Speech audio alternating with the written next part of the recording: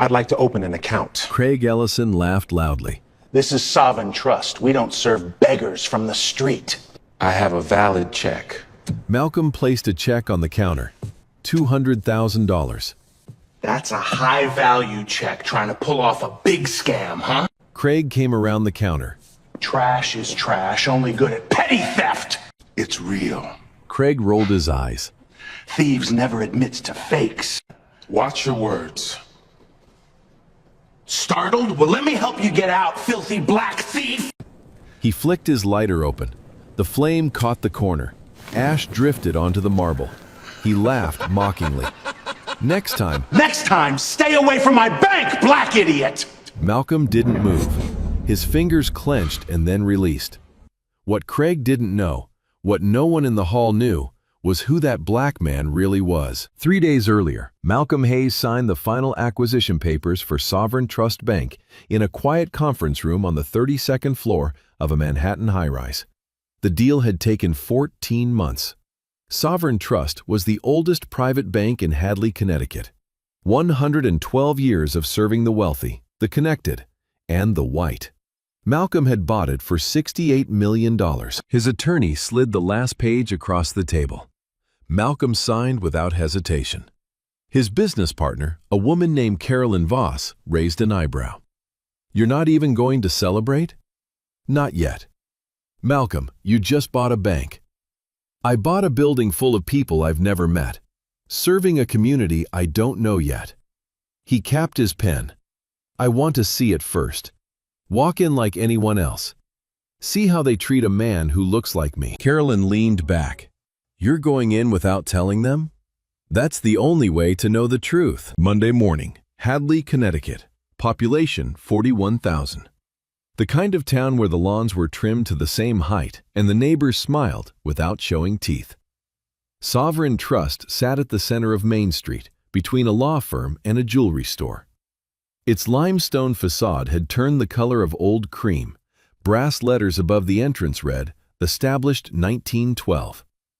The revolving door moved slowly, like it was deciding who deserved to enter. Malcolm parked 2 blocks away.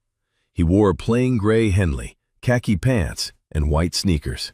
No watch, no briefcase, nothing that announced money. He wanted to be invisible. Or rather, he wanted to be seen exactly as he was, a black man in casual clothes, walking into a place that had spent a century catering to people who looked nothing like him. The lobby smelled like old wood and lemon polish. Marble floors reflected the light from a chandelier that hung low enough to make a tall man duck. 4 teller windows lined the back wall. 2 were open. A security guard stood near the entrance, arms crossed, eyes already tracking Malcolm before he reached the welcome desk. Behind the second window sat Nathan Cole, 26, 3 years into the job. He noticed Malcolm and offered a small nod.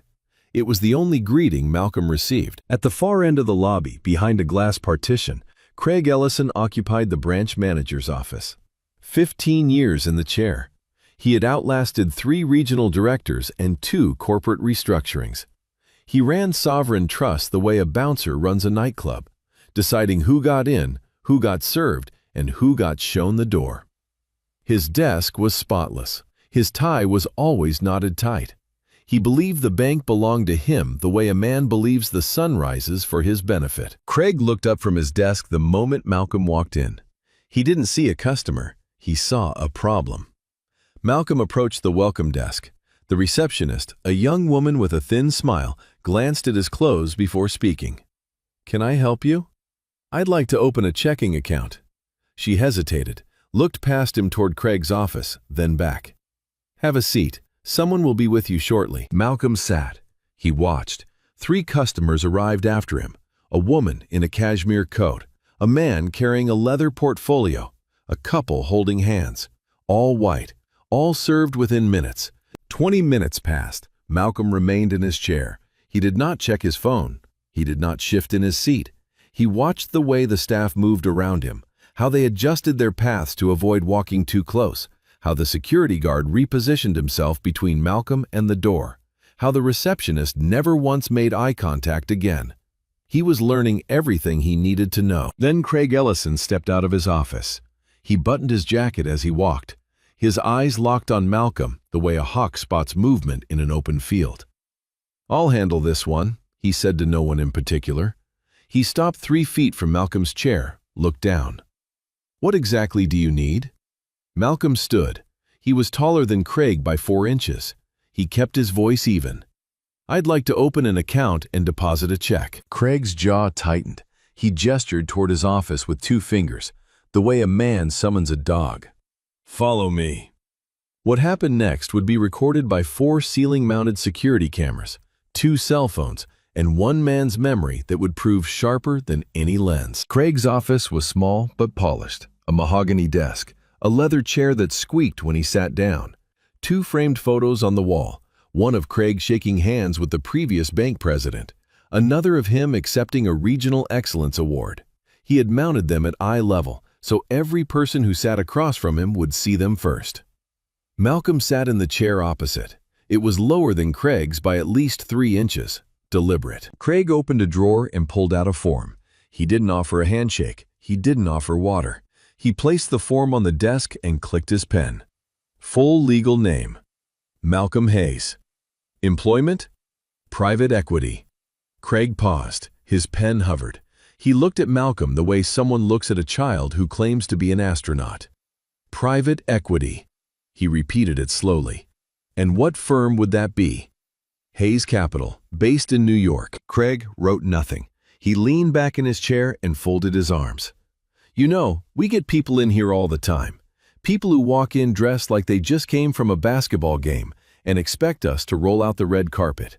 He tilted his head. "This bank has standards, Mr. Hayes. We verify everything, and I mean everything. I'd expect nothing less." "Good. Then you won't mind providing 3 forms of identification, proof of address, proof of income, and a letter from your current bank confirming your account standing." Malcolm pulled his wallet from his back pocket. He placed his driver's license on the desk, then a passport, then a business card from Hayes Capital. "The check is certified by J.P. Morgan Chase. You can call them directly." Craig picked up the business card. He held it between his thumb and forefinger, turned it over, and set it back down like it was a losing lottery ticket. Anyone can print a business card. Anyone can call J.P. Morgan and verify a check, too. Craig's nostrils flared. He wasn't used to being challenged, not in this room, not by someone who looked like Malcolm. "Let me be clear." Craig leaned forward. His voice dropped. "I've been running this branch for 15 years. I decide who opens an account here. I decide whose money is real and whose isn't. And right now, sitting in that chair, you don't look like someone whose money is real." Malcolm held his gaze. What does someone whose money is real look like? Craig didn't answer. He didn't have to. The answer was in the photos on the wall, in the clients walking through the lobby, in every assumption baked into the 100-year-old marble under their feet. The door to Craig's office was still open. The lobby was visible through the glass partition. That's when Malcolm saw her. Dorothy Wells came through the revolving door slowly. She was 72, 5'3", walking with a wooden cane that had been wrapped in electrical tape at the handle. She wore a clean but faded blue dress. Her shoes had been polished so many times the leather had gone thin. She carried a manila folder pressed against her chest like it held something precious. She approached the welcome desk. The receptionist didn't smile. "I'm here about my loan application. I applied 3 times. They said to come back." The receptionist looked at her screen, typed something, looked at the screen again. "One moment." She picked up the phone and dialed an extension. A few words Malcolm couldn't hear, then she hung up. "Mrs. Wells, our assistant manager will see you." Regina Holt appeared from a side office, mid-40s, blonde hair pinned back. She walked the way people walk when they've already decided the conversation is a waste of their time. "Mrs. Wells, come with me, please." Dorothy followed her to a small desk near the back of the lobby. Not an office, not a private room, a desk in the open where anyone could hear. Regina sat down and opened a file without looking at Dorothy. "You applied for a personal loan of $3,000. "Yes, ma'am, for my knee surgery. The doctor says I can't wait much longer." "Mrs. Wells, your credit score is 542. You have no cosigner. Your monthly income is Social Security. We've reviewed your application 3 times, and the answer hasn't changed. But I've banked here for 31 years. I've never missed a payment on anything, not once. Regina closed the file. She placed both hands on top of it. The system doesn't care how long you've been here. The numbers don't qualify. Is there someone else I can talk to? Maybe the manager. The manager is busy. Regina stood. I'm sorry, Mrs. Wells. There's nothing else I can do. Dorothy didn't move. Her fingers tightened around the manila folder. Inside were 31 years of deposit slips, handwritten records, and a letter from her doctor explaining that without surgery, she would lose mobility within 6 months. She had organized them the night before, sitting at her kitchen table under a single bulb, arranging each slip by year. She had ironed her dress. She had polished her shoes one more time, even though the leather was so thin it barely held the shine. She had done everything right. She had prepared the way a woman prepares when she knows the world won't give her a second chance. Please, she said, her voice cracked. I don't know where else to go. Regina was already walking away. She didn't pause. She didn't turn. She returned to her side office and closed the door with a soft click that sounded, in the silence of the lobby, like a lock turning. The lobby was quiet. The security guard stared at his shoes. Nathan Cole, behind the teller window, gripped the edge of his counter, but said nothing. His jaw clenched. He looked at the phone on his desk, the one that could dial the regional compliance office in 2 rings, and did nothing. A woman in the waiting area pulled her child closer, as if poverty were contagious. A man in a gray suit turned his back entirely, pretending to read a brochure he had already put down twice. Dorothy stood. She picked up her cane. She turned toward the door. Her eyes were wet, but she did not cry. She had spent a lifetime learning not to cry in places like this. That's when Craig Ellison's voice cut across the lobby. Ma'am? Dorothy stopped. We're not a charity. Craig had stepped out of his office. He didn't lower his voice. He wanted everyone to hear. If you can't afford it, don't waste our time. We have real customers waiting. Dorothy's chin trembled. She nodded once, the way a person nods when they have no fight left, and started for the door. Malcolm watched it all from Craig's office. Every word, every dismissal, every small cruelty dressed up as policy. He had come to observe. Now he had seen enough. He stood from his chair. He walked past Craig, who was still standing in the lobby, arms folded, satisfied with himself. Malcolm crossed the marble floor. His sneakers didn't make a sound. Ma'am? Dorothy turned. She looked up at him with the kind of wariness that comes from a life of being disappointed by strangers. Are you all right? I'm fine, honey. Just a bad day. What's the surgery for? My knee, both of them actually, but I'd settle for one. She tried to smile. It didn't hold. Malcolm looked at her cane, at the electrical tape, at the folder pressed against her chest. How much do you need? 3,000, but they won't. I heard. Malcolm reached into his back pocket and pulled out his checkbook. I'll guarantee the loan, right now. If the bank won't approve you on your own, they'll approve you with a cosigner. Dorothy stared at him. You don't even know me. I know enough. He turned back toward Craig's office. Dorothy followed, gripping her cane with one hand and her folder with the other. The lobby watched. Nobody spoke. Nobody breathed. Malcolm stepped into the space Craig had claimed as his own, placed his checkbook on the desk, and said the words that would turn the rest of Craig Ellison's day into the worst of his life. I'd like to co-sign Mrs. Wells's loan, and I'd like to deposit this check as collateral. Craig stared at the check. $200,000. Then he looked at Malcolm, then at Dorothy, then back at the check.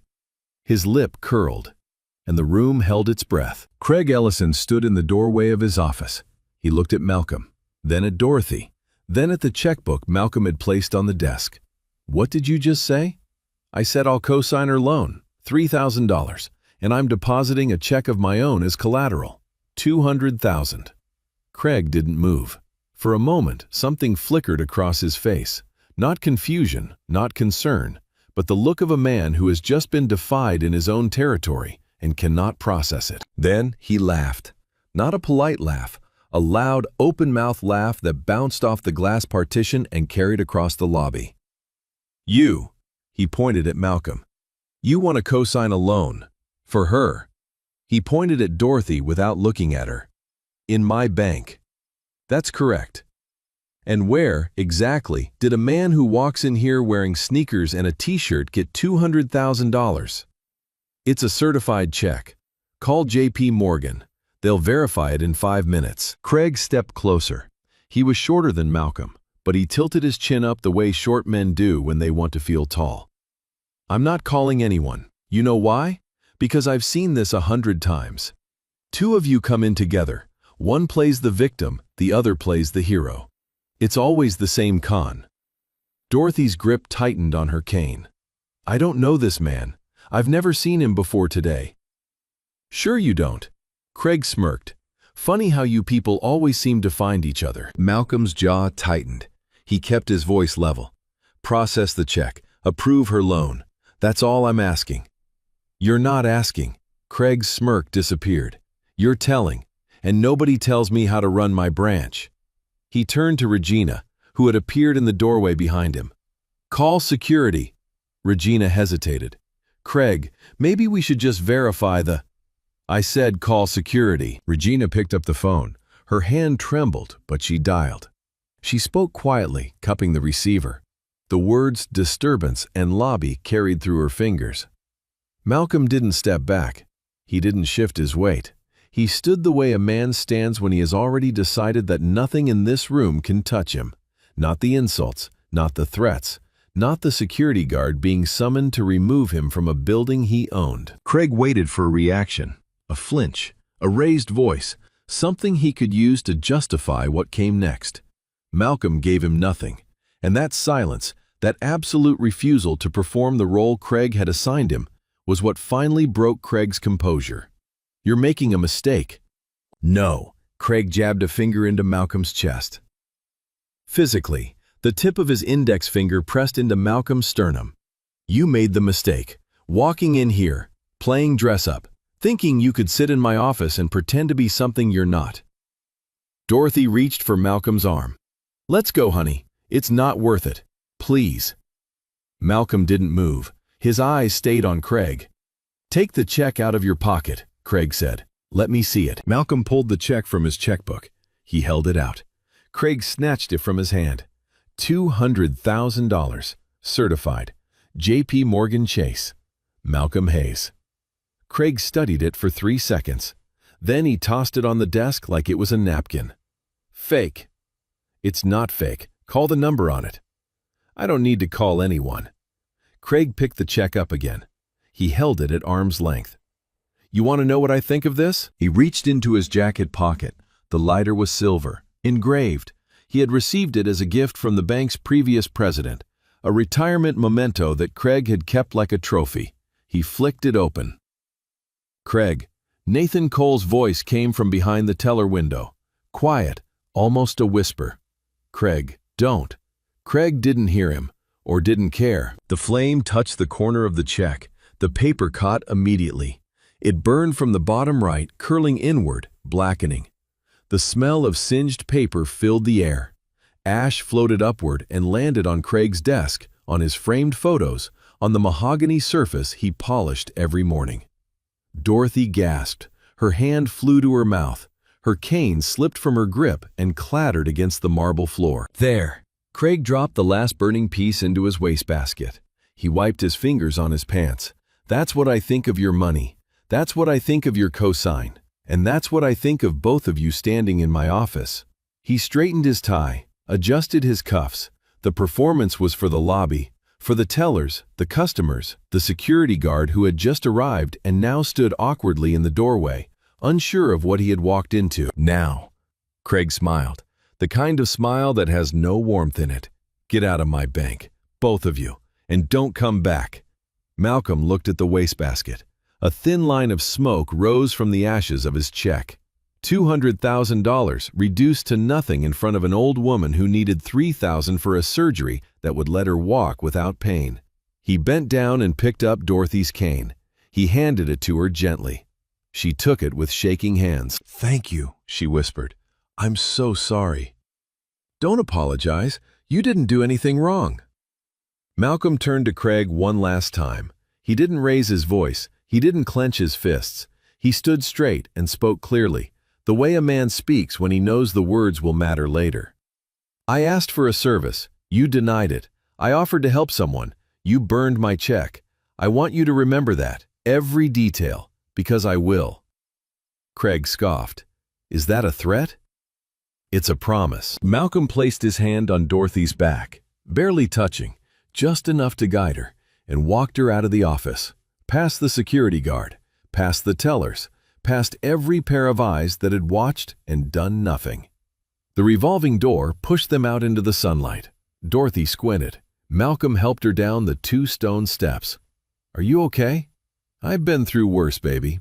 She looked at him. But you didn't have to do that. You lost all that money because of me. I didn't lose anything. He walked her to a bench near the bus stop. He sat with her until a cab arrived. He paid the driver in advance. Before she got in, she pressed his hand between both of hers. What's your name? Malcolm. God bless you, Malcolm. You're a good man. He watched the cab disappear down Main Street. Then he walked to his car. He sat in the driver's seat for a full minute without starting the engine. Then he called his attorney. Move the announcement up. Wednesday morning, all staff. I want to be there in person. He paused. And pull the security footage from today. Every camera, every angle. I want all of it. He hung up, started the car, and drove away from the bank he owned.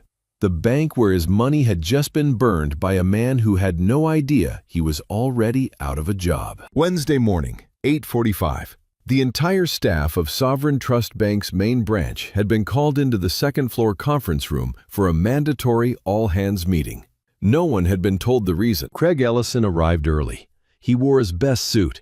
He had spent the previous evening ironing his shirt twice because the collar didn't sit right the first time. He believed the meeting was about the bank's acquisition, a deal he had heard rumors about for weeks. He assumed the new owner would be someone from private equity or a banking conglomerate. Someone who would shake his hand, thank him for 15 years of service, and ask him to stay on. He had even prepared a short welcome speech, 3 paragraphs, memorized. He rehearsed it in his bathroom mirror that morning. He took a seat in the front row. Regina Holt sat beside him. She crossed her legs and checked her phone. Behind them, 34 employees filled the chairs in rows. Tellers, assistants, loan officers, the security team, the receptionist. Nathan Cole sat in the last row, near the door. His knee bounced. At exactly 9 o'clock, Victor Ashford stepped to the podium. He was 71, silver-haired, and had served as chairman of Sovereign Trust's board for 2 decades. He carried a single folder. Good morning, everyone. Thank you for coming. His voice was calm but heavy, the way a man sounds when he's about to deliver news that will change a room. As many of you know, Sovereign Trust has undergone a significant ownership transition. The acquisition was finalized last Friday. Today, I'd like to introduce the new owner and chairman of Sovereign Trust Bank. Craig straightened in his chair. He tugged his cuffs. He was ready. Victor turned toward the side door. Please welcome Mr. Malcolm Hayes. The door opened. Malcolm walked in. He wore a charcoal 3-piece suit, a silver tie, polished shoes that clicked against the hardwood floor. His posture was straight. His face was composed. He carried nothing in his hands. Craig saw him first. The recognition hit like a car crash, sudden, total, irreversible. His mouth opened. No sound came out. His hands gripped the armrests of his chair so hard his knuckles turned white. Regina looked at Craig, then at Malcolm, then back at Craig. Her face drained of color. Malcolm stepped onto the platform. He shook Victor's hand. He turned to face the room. 34 faces stared back at him, some confused, some curious, one terrified. He didn't rush. He let the silence do its work. 2 days ago, Malcolm said, I walked into this branch. I wore a gray shirt and sneakers. I wanted to open an account and see how this bank treats its customers. He paused. I watched an elderly woman get turned away after 31 years of loyalty. She needed $3,000 for surgery. She was told the numbers didn't qualify. She was told not to come back. And then she was humiliated in front of the entire lobby by a man who told her, and I'm quoting, "We're not a charity. Don't waste our time." No one moved. No one breathed. When I tried to help her, to co-sign her loan, to deposit my own money as collateral, I was called a con artist. I was physically touched without my consent. My certified check, $200,000 from J.P. Morgan Chase, was set on fire in front of me, in front of that woman, and in front of your security cameras. Malcolm reached into his jacket and pulled out a small remote. He pressed a button. Behind him, a screen lit up. The footage played. 4 angles, crystal clear, every frame time-stamped. Craig standing in the lobby, pointing at Dorothy. Craig snatching the check from Malcolm's hand. Craig flicking the lighter, the flame catching the paper, the ash falling on the desk. Craig smiling afterward, straightening his tie, telling them both to get out. The room watched in silence. Someone in the 3rd row covered their mouth. Nathan Cole stared at the floor. The video ended. Malcolm set the remote on the podium. I didn't come here on Monday to test anyone. I came to learn. And I learned more in 40 minutes than any report could have told me. He looked directly at Craig. Their eyes met. Craig's lips were pressed together so tightly they had gone pale. His forehead was slick with sweat. His prepared speech sat folded in his breast pocket, useless. "This is not the bank I wanted to buy," Malcolm said. "But it is the bank I'm going to rebuild. Starting today. Starting now." He took one step forward toward the front row. "Mr. Ellison." Craig stood, not because he wanted to, because his body moved on reflex, the way a soldier stands when addressed by a superior officer. "Yes?" His voice cracked on the single syllable. Malcolm held his gaze for 3 full seconds before he spoke. "We'll get to you in a moment." Craig sat back down. His legs gave out beneath him. The chair caught him. The room heard the thud. And for the first time in 15 years, Craig Ellison was not the most powerful person in that building. Malcolm turned back to the room. He didn't raise his voice. He didn't need to. "Craig Ellison, please stand." Craig stood. His legs trembled beneath his pressed trousers. The prepared speech in his breast pocket crinkled as his chest expanded with shallow, rapid breaths. "Mr. Ellison, effective immediately, your employment with Sovereign Trust Bank is terminated. The grounds are as follows: discriminatory treatment of customers based on race, verbal harassment, physical contact without consent, willful destruction of a client's financial instrument, and conduct that violates every standard this institution claims to uphold." Craig opened his mouth. His voice came out thin, stripped of every ounce of authority it had carried for 15 years. "Mr. Hayes, Malcolm, I didn't know. If I had known who you were, I would never have—" "Stop." Malcolm held up one hand. "That's exactly the problem. You would never have done it if you knew who I was, which means you would have done it to anyone who looked like me and didn't have $68 million behind them." Craig's mouth closed. He had no response. There was no response. Malcolm turned to Regina Holt. "Miss Holt?" Regina was already pale. Her fingers clutched the armrest of her chair. Her knuckles matched the white of her blouse. "You denied Mrs. Dorothy Wells's loan application 3 times. A woman who banked here for 31 years. A woman with a perfect payment record. A woman who needed $3,000 for surgery that would determine whether she could walk. You denied her without escalation, without a second opinion, and without offering a single alternative." Regina swallowed. "I followed protocol. Her credit score was 1 data point. You made it the only data point. You didn't look at her history. You didn't look at her loyalty. You looked at a number and you looked at her face, and you decided she wasn't worth your time." Regina said nothing.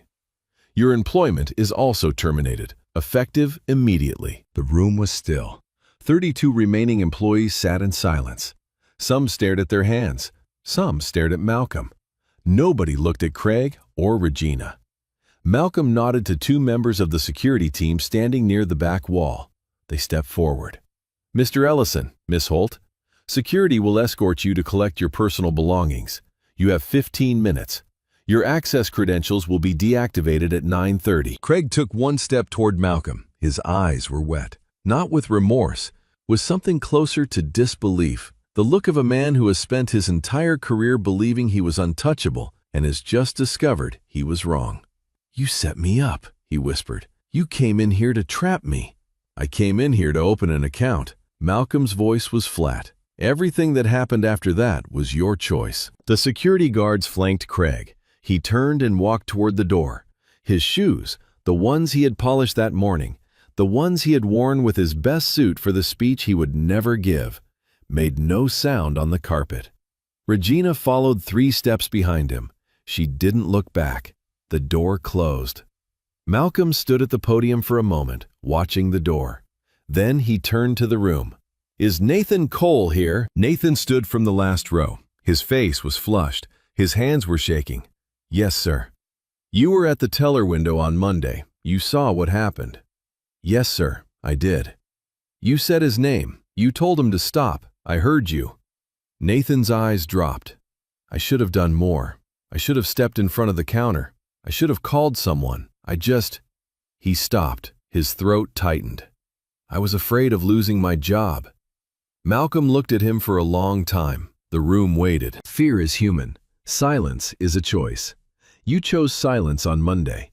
I won't hold that against you because you also chose to speak, even if it was only one word.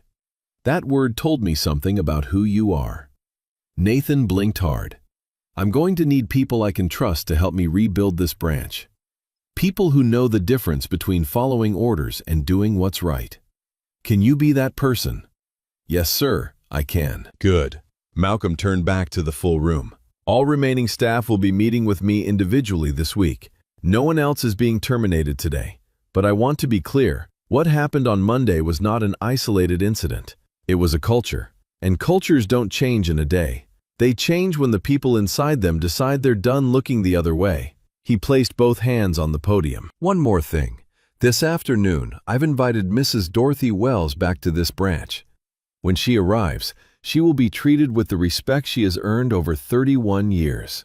Her loan will be approved, and I will be here personally to make sure of it." He stepped away from the podium. The meeting was over.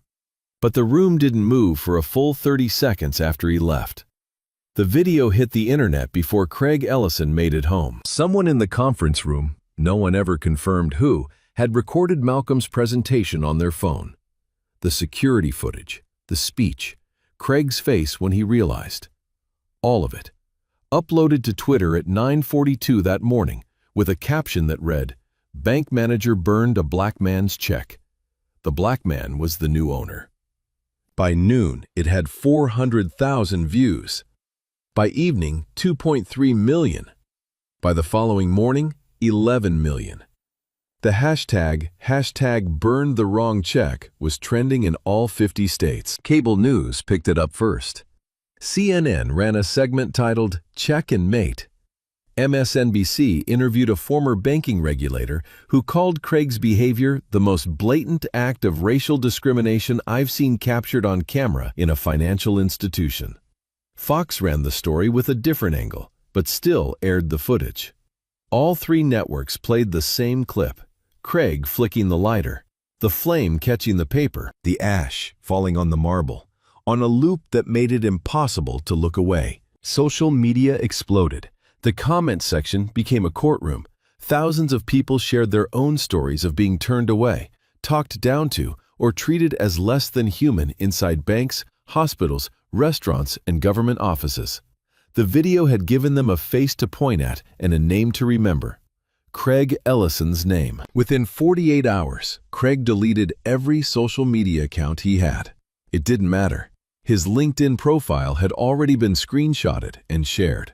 His address was posted on Reddit. His neighbors told a local reporter that 2 news vans had parked on his street overnight. His wife left on Thursday. She packed 2 suitcases while Craig sat in the kitchen staring at his phone. She didn't yell. She didn't argue. She said one sentence before she closed the front door.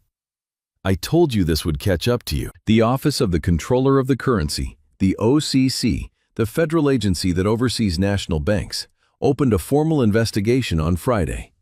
The scope wasn't limited to Monday's incident.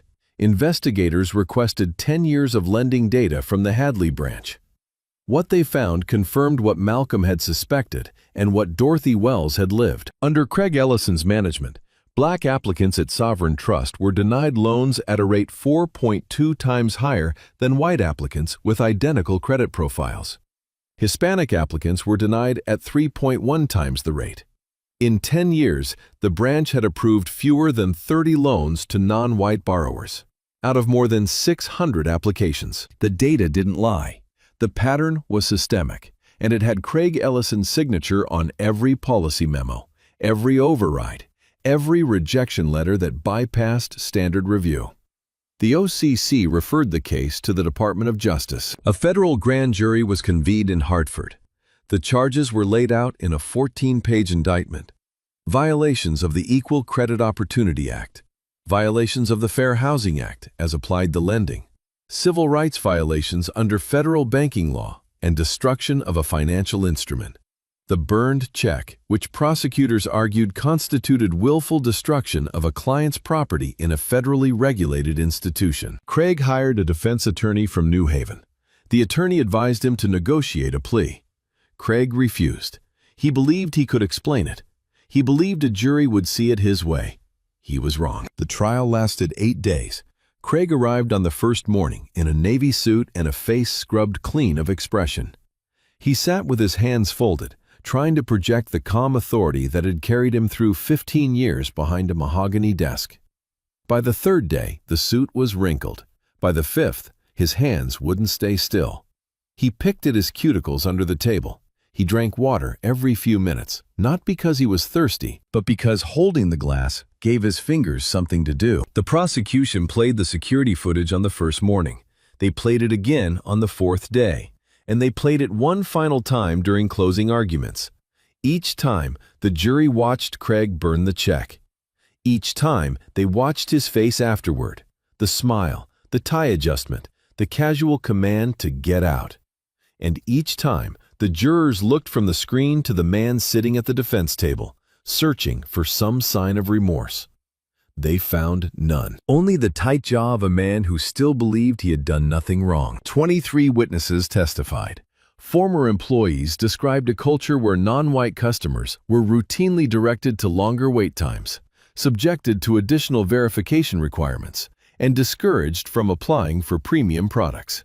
3 former tellers admitted they had been instructed, verbally, never in writing, to flag customers of color for additional scrutiny. Dorothy Wells took the stand on day 6. She wore the same blue dress she had worn to the bank. She spoke softly. She told the jury about her 31 years as a customer, about her knee surgery, about the 3 rejections, about the day she was told not to come back. When the prosecutor asked her how she felt when Craig told her they weren't a charity, she paused for a long time. "I felt like I was nothing," she said. Like 31 years of trusting that bank meant nothing. Like I meant nothing. The courtroom was silent. One juror wiped her eyes. The jury deliberated for 6 hours.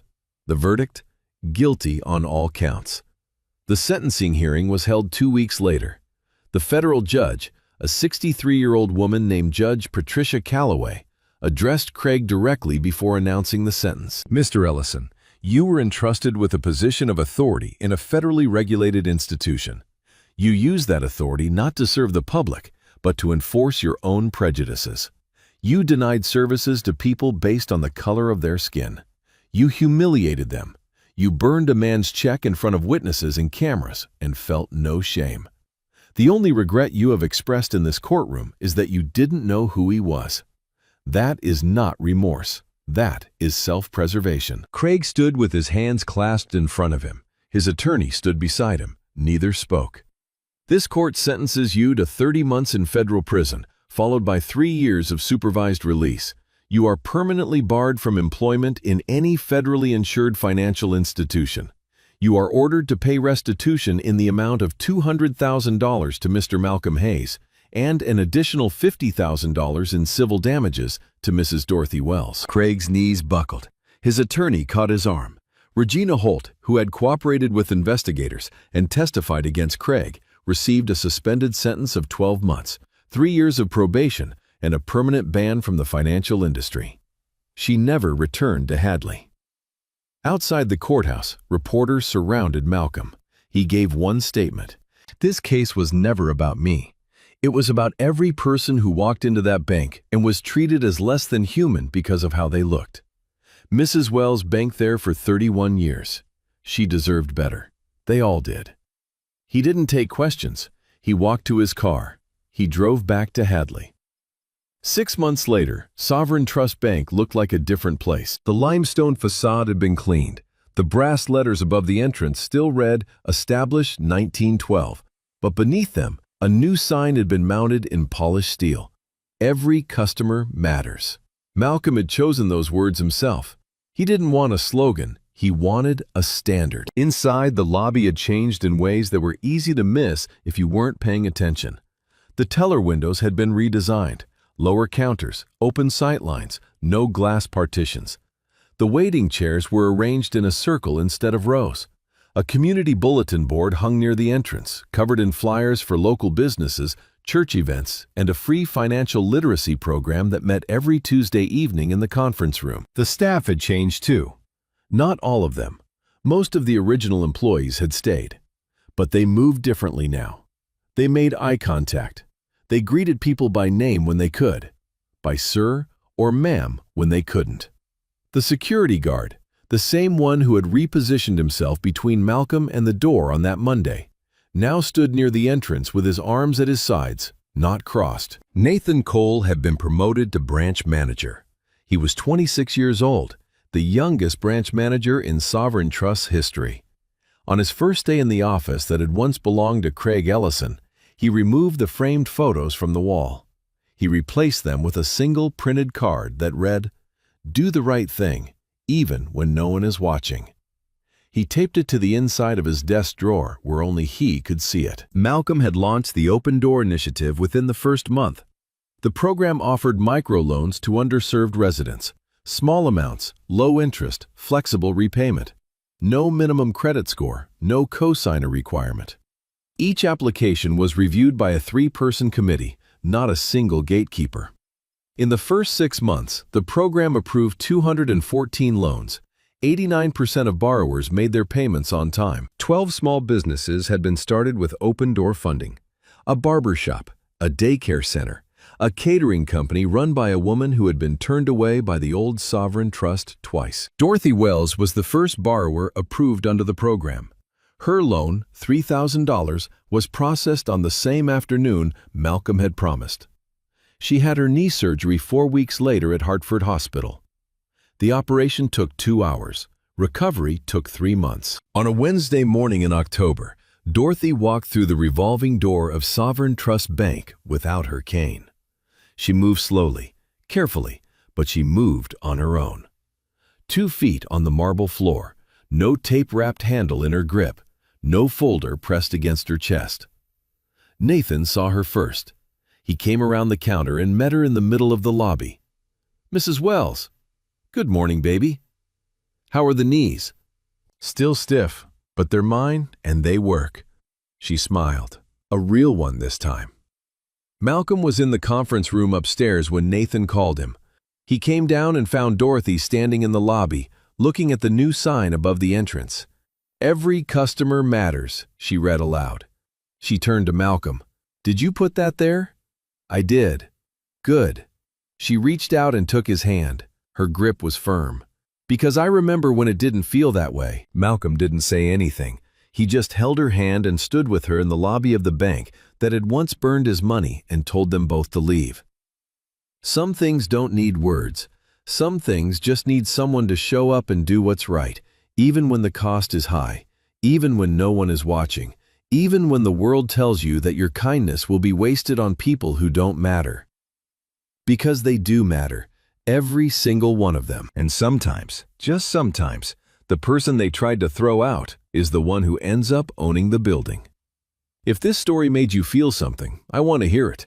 Drop a comment and tell me, have you ever been judged before someone knew who you really were?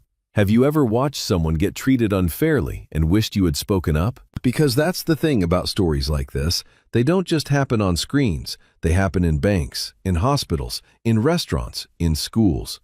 They happen every day. And the only thing that changes them is people who refuse to stay quiet. Share this with someone who needs to hear it.